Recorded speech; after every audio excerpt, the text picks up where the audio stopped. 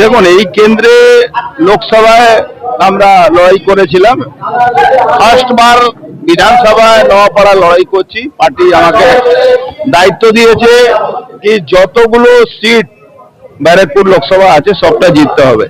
তার জন্য আমাকে আজকে এখানে পাঠানো হয়েছে।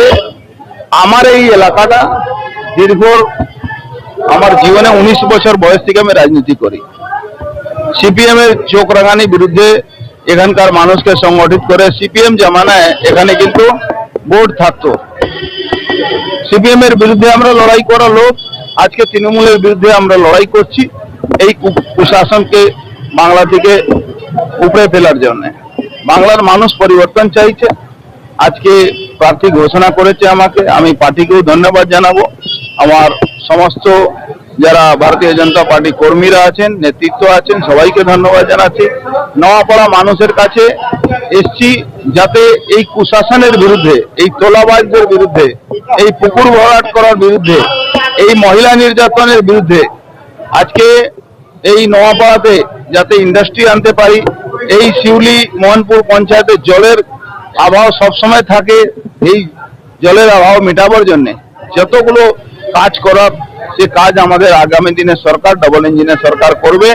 মোদিজি বার্তা দিয়ে গেছেন, আপনার মনে আছে যখন দমদম উনি একটা মিটিং করতে এসেছিলেন, সেই সময় ইছাপুরে মেটাল ফ্যাক্টরি, রাইফেল ফ্যাক্টরি কথা উনি বলেছিলেন, ইন্ডাস্ট্রি কথা বলেছিলেন। এই ব্যারাকপুর শিল্পাঞ্চল পুনর্জীবন করার জন্য, পুনরস্থাপিত করার জন্য আমরা কাজ করব। আমাদের ডবল ইঞ্জিন সরকার কাজ করবে।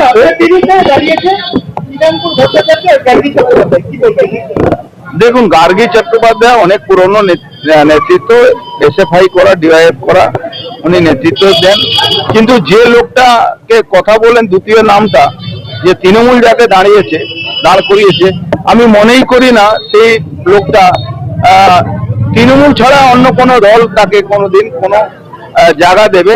কেন মমতা ব্যানার্জি নিজে, তার দল, তার পুলিশ তার নামে জিটিএ চাকরি চুরির জন্য তার নামে এফআইআর করেছিল। মমতা ব্যানার্জি পুলিশই এফআইআর করেছিল, কিন্তু মমতা ব্যানার্জি তাকে ধরতে দেয়নি। এই তৃণমূলে পয়সা দিন, টিকিট নিন, এই তৃণমূলে পরিপাটি আছে। এটা শুধু আমি বলছি না, তৃণমূলে বহু লোক আজকে মাইকে ক্যামেরার সামনে আপনাদের সবাই সামনে বলছেন।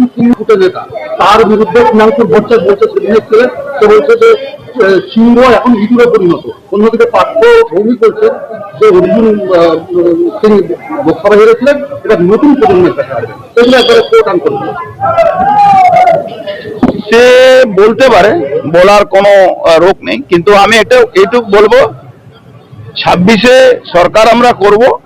পার্থ ভৌমিক যে নিজেকে বাঘ সেজেছে, সেই বাঘটা ভুয়া ভোটার, ফলস ভোটার আর পুলিশ প্রশাসনকে নিয়ে সে ভোট করে জিতেছিল।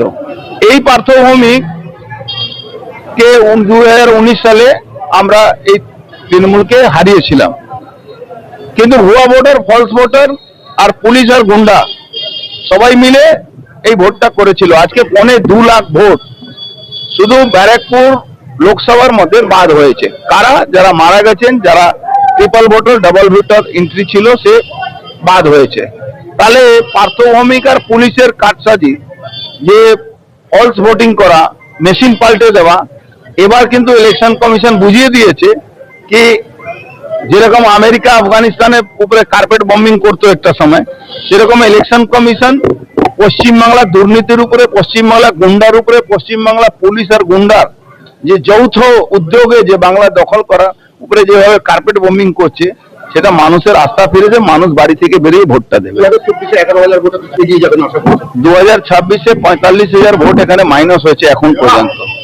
ওয়েট করুন, কত ভোটে হারবে তৃণমূল দেখবেন।